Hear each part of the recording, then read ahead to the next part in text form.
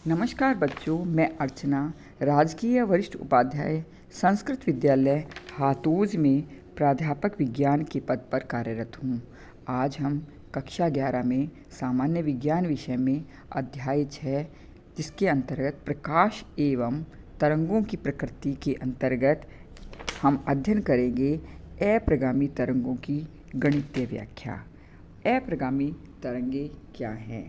जब किसी माध्यम में समान आवृत्ति एवं समान आयाम की दो तरंगें परस्पर विपरीत दिशा में समान गति से एक ही पथ पर संचरित होकर अध्यारोपित होती हैं तो परिणाम स्वरूप नवीन तरंग का निर्माण होता है। इस नवीन तरंग द्वारा विक्षोभ तथा ऊर्जा का किसी भी दिशा में संचरण नहीं होता है। इसे हम कहते हैं अप्रगामी तरंगे। आज इन्हीं की हम गणितीय व्याख्या करते हैं। माना कोई तरंग धनात्मक x अक्ष के अनुदिश v वेग से संचरित हो रही है। तरंग का अधिकतम आयाम a, तरंगदैर्घ्य लैम्ब्डा एवं आवर्तकाल कैपिटल T है। इसे गणितीय रूप में निम्न व्यंजक से लिख सकते हैं। y1 बराबर a sine bracket omega t minus K X. यदि तरंग का परावर्तन किसी सघन माध्यम से होता है तो आपतित एवं परावर्तित तरंग के मध्य कालांतर पाई हो जाता है। परावर्तित तरंग का व्यंजक होगा y2 बराबर a sine bracket omega t plus K X. यदि तरंग का किसी विरल माध्यम में परावर्तन होता है तो यह x अक्ष के अनुदिश ऋणात्मक दिशा में संचरित होने लगती है। तब तरंग का व्यंजक y2 बराबर a sine bracket omega t minus K x होता है।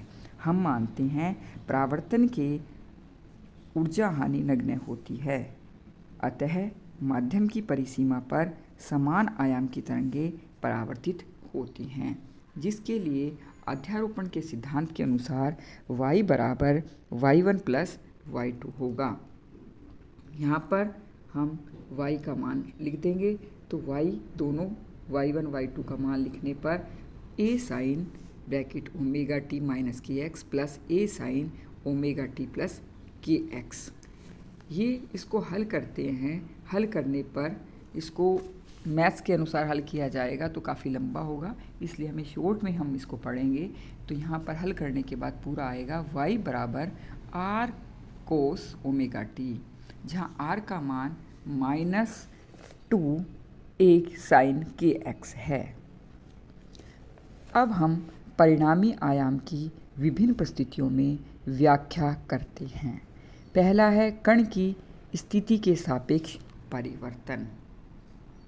कण के स्थिति के सापेक्ष परिवर्तन का अध्ययन करते हैं। सर्वप्रथम पहली कंडीशन, यदि यहाँ पर हम x, इस समीकरण में हम x को क्या मान लें, 0 या लैम्ब्डा बाई 2, 2 लैम्ब्डा बाई 2 ये पथांतर है, 3 लैम्ब्डा बाई 2 या n लैम्ब्डा बाई 2, जहाँ n 0, 1, 2, 3, तब के एक्स बराबर किसके हो जाएगा, n पाई के। जो ऊपर समीकरण दी गई है यहाँ पर हम यहाँ के एक्स लिखा गया है, यहाँ पर n पाई आ जाएगा। और इन बिंदुओं पर कण का विस्थापन एवं आयाम शून्य होगा ऐसी स्थिति में जब पथांतर लैम्ब्डा बाई 2। दूसरी कंडीशन है यदि ई आयतन प्रत्यास्था गुणांक है तो इन बिंदुओं पर दाब जो है, दाब परिवर्तन जो होगा वह अधिकतम होगा। इन बिंदुओं को निस्पंद कहते हैं। क्या कहेंगे, जहाँ पर दाब अधिकतम होगा उसे निस्पंद कहा जाएगा। और यहाँ पर निस्पंद दो क्रमागत निस्पंदों के बीच की दूरी लैम्ब्डा बाई 2 होती है। ये हमने अध्ययन किया था, इस तरह से बनाया था। तो यहाँ पर एक निस्पंद और दो, इनके बीच की दूरी क्या है, लैम्ब्डा बाई 2 है। अब हम पढ़ते हैं पॉइंट थर्ड। यदि x बराबर lambda by 4, 3 lambda by 4, 5 lambda by 4 होता है, यानी कि 2n प्लस 1 लैम्ब्डा बाई 4 है। यहाँ पर n 0, 1, 2, 3 हो सकता है। तो के एक्स का मान, जैसे वहाँ पर के एक्स का मान n लैम्ब्डा आया था, यहाँ पर के एक्स का मान 2 पाई अपॉन लैम्ब्डा आ जाएगा। ठीक है। तो इन मानों के लिए साइन के एक्स बराबर क्या हो जाएगा, sine 2n plus pi upon 2 plus minus 1 एवं कोस, यहाँ पर कोस के एक्स बराबर 0 आ जाएगा। ये आने पर यहाँ पर इन बिंदुओं पर कण का विस्थापन और आयाम एवं वेग महत्तम होता है, और यानी कि वेग अधिकतम होता है और दाब में परिवर्तन न्यूनतम होता है। ये कौन सी कंडीशन है, जहाँ पर आप देख रहे हो दाब न्यूनतम है और वेग अधिकतम है, आयाम अधिकतम है। तो इन बिंदुओं को हम क्या बोल सकते हैं, प्रस्पंद। इनको हम कहेंगे प्रस्पंद। तो यहाँ पर एक प्रस्पंद और एक निस्पंद के बीच की दूरी क्या हो गई, λ/4। अब आता है समय के सापेक्ष परिवर्तन, क्योंकि दो स्थितियाँ हैं, एक तो दो ही चीज़ें परिवर्तित हो रही हैं, दो के फलन में हम ज्ञात करते हैं, एक हम कण की स्थिति को परिवर्तित मानते हैं, दूसरा समय को। अब दूसरा हम समय के सापेक्ष ज्ञात करते हैं। यदि ओमेगा टी को हम क्या मान लें, क्योंकि समय ओमेगा टी, वहाँ पर एक्स क्या थी, कण की का विस्थापन या स्थिति में परिवर्तन था, यहाँ पर ओमेगा टी लेंगे। इसलिए जैसा कि हम समीकरण में जानते हैं, पहले हमने किसके सापेक्ष लिया इस समीकरण में, के एक्स के, किसके सापेक्ष लिया, के एक्स के सापेक्ष। अब हम ओमेगा टी के सापेक्ष लेंगे इस समीकरण को। तो ओमेगा टी समय के सापेक्ष परिवर्तन ज्ञात करते हैं। तो हमारी पहली कंडीशन ओमेगा टी बराबर 0 पाई 2 पाई n पाई एवं टी क्या हो जाएगा, n पाई अपॉन ओमेगा, या एन टी क्या कर सकते हैं हम इसको एन टी अपॉन 2 भी लिख सकते हैं। और यहाँ पर वहाँ कोस था, यहाँ पर साइन ओमेगा टी बराबर 0 हो जाएगा, इसलिए कोस ओमेगा टी प्लस माइनस 1 हो सकता है। अतः कण का परिणामी विस्थापन एवं विकृति में परिवर्तन अधिकतम तथा कण का वेग 0 हो जाएगा। इस समय स्थित ऊर्जा अधिकतम होगी और गतिज ऊर्जा 0 होगी। तो हमें मालूम है कि ये कंडीशन यदि हम बनाते हैं इस तरह से, तो यहाँ पर ये कंडीशन इस जगह महसूस होगी हमें, क्योंकि यहाँ पर क्या है, गतिज ऊर्जा 0 है। तो ये स्थिति निस्पंद की होगी। दूसरा पॉइंट आता है हमारा,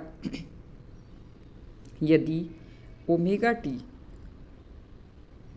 का पाई/2, 3 पाई/2, 5 पाई/2 होता है और 2n+1 पाई/2, टी बराबर क्या आ जाएगा, 2n+1 पाई अपॉन ओमेगा, यानी कि 2n+1 T upon 4 sine omega T बराबर प्लस माइनस 1 एवं कोस ओमेगा टी क्या आ जाएगा, 0। कोस ओमेगा टी हमारे पास क्या पहुँचेगा, 0 आ जाएगा। इसको हल करेंगे तो ये याद रखना है आपको, क्योंकि इसकी पूरी प्रक्रिया या पूरा समझेंगे तो काफ़ी बड़ा हो जाएगा ये। इन बिंदुओं पर परिणामी विस्थापन, दाब एवं विकृति में परिवर्तन 0 होता है। तो यहाँ पर हम क्या देख रहे हैं, विस्थापन भी 0 है, दाब एवं विकृति में परिवर्तन 0 है, जबकि वेग क्या है, अधिकतम है, और संपूर्ण ऊर्जा गतिज ऊर्जा है। तो ये कंडीशन किस में होगी, यहाँ पर वेग अधिकतम है और दाब क्या है, न्यूनतम है। तो ऐसी, और गतिज ऊर्जा अधिकतम है क्योंकि कण अधिकतम आयाम से कंपन कर रहे हैं। तो ये स्थिति क्या कहलाएगी, प्रस्पंद हो गई। यह ध्यान देने योग्य बात है कि दो क्रमागत निस्पंदों या प्रस्पंदों के बीच की दूरी λ/2 है। निस्पंद पर गतिज ऊर्जा 0 एवं प्रस्पंदों पर गतिज ऊर्जा अधिकतम होती है। अतः निस्पंद पर कण गति नहीं करते, अतः ऊर्जा स्थानांतरित नहीं हो सकती है। तो आज हमने ये पढ़ा अप्रगामी तरंगों की गणितीय व्याख्या। धन्यवाद। आगे हम तनी हुई डोरी में अप्रगामी तरंगों का अध्ययन करेंगे।